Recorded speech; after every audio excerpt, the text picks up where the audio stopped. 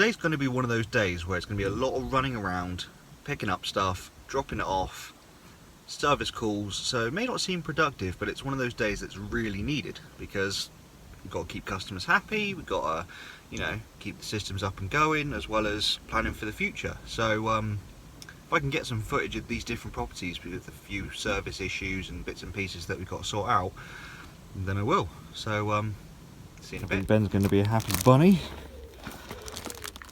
Tree cable, I'll drop that off to him in a bit. Just turned up to the first customer's house to do a bit of maintenance and have a look around. One of the main problems that we got is I think that chandelier is just stuck on. So I believe it's on a relay, which would mean that the inrush of the LEDs causes the light, causes the relay to stick, a bit like Velcro over time. So I'm just going to go in the panel here and have a look and see which relay it is, and then try to rectify it. I'll explain in a second a bit more about that. I'm just getting this panel off so I can, or the panel cover off, so I can find out which relay it is. Well, I know which relay it is, I just need to disconnect it and then see if I can find another relay to put it into, and drive the relay directly with the voltage of those lights if possible. If not, ideally put a coupling relay in place to stop that potential inrush going to any of the control equipment.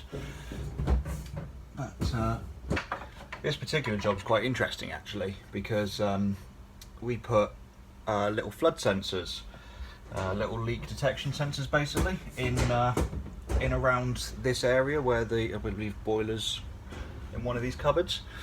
And because the customer uses this as a holiday home really, it was good to get information, you know, what's going on, whether the fire alarm's going off, whether there's rapid heat rise, and generally if anything's leaking. So we put these little flood sensors, by the boiler, and the boiler, one of the pipes actually burst, flooded the garage, all water started leaking out. Got notified about it, customer phoned next door, they came round and managed to shut it off and, you know, not damage anything further. So simple little things like this make a true smart home quite powerful, especially when it links to other things, you know, like flashing the lights if you're in, and opening blinds to cause awareness. Right, I've just got to the relay, and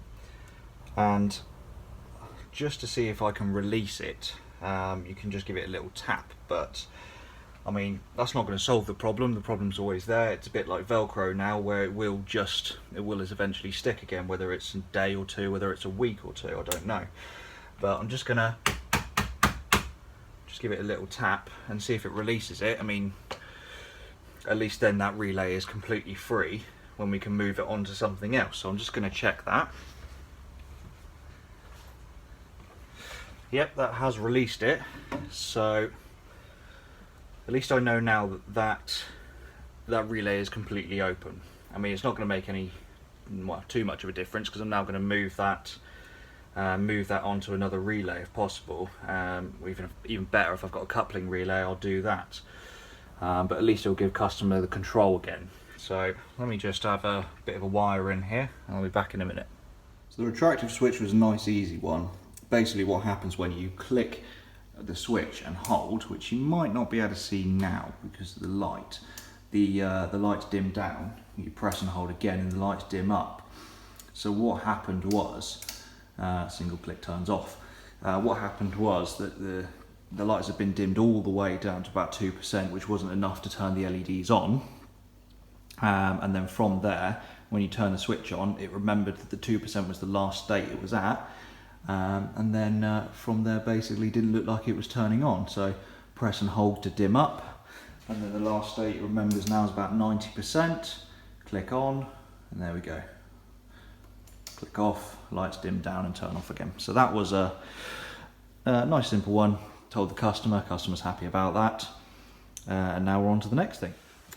So just left the last customer's house, and we got some bits to pick up to upgrade his system, give him a new NFC switch, so he can allow one-time access codes to cleaners and guests, as well as upgrade his lighting, as well as a few other bits. But generally he's quite happy, so did a nice little service there, and we've got to go back to, you know, upgrade and, you know, do some more. But at the end of the day, I just wanted to touch again quickly on the LED lights. Now, not many people sort of give this a second thought too much, but LED lights, since shifting over from halogen incandescent lights, do cause a lot of problems. Now, this is mainly because of the drivers inside the LED lights. So GU10s and integrated LEDs have built-in transformers and built-in lights. Built-in transformers and built-in drivers. This is to step them down to a voltage where the LED is not going to explode, basically. But when you turn those LEDs on, whether it be a dimmer, whether it be with, you know, just a normal switch, there's an inrush for a split second which charges up the driver and then steps it down to whatever voltage it needs to be. When you put this on any system, whether it be a smart home system or on a switch, that inrush of current can cause problems for mechanical switches, for time clocks, for, you know, any smart home. And it's not the smart home or not the device's fault that's controlling it, it's the, you know, the quality of the parts of the driver itself and how much of a inrush it causes. Same with when you dim mains LED. Sometimes you get that flicker at the lower end, or you just don't get a very nice dimming curve. That's because you're dimming a transformer or dimming a, you know, driver before even getting to the LED. That's why driving LEDs from 12, 24 volt, whatever the voltage that they were designed to really be at, is much better, because you get that granular control, you don't get that flicker, and you sort of eliminate that huge inrush of power, because, you know, the transformer or the driver is before the actual control device, whatever it may well be. So that's what we're trying to do on all our projects as much as possible, is drive LEDs with the voltage that they do want, obviously taking into account a volt drop and things like that where possible. Anyway, so I'm going to get into the next project. We just turned up to this one. We're going to see what the problems are here. We'll just give it a bit of a service again, a bit of maintenance. I'll catch you later.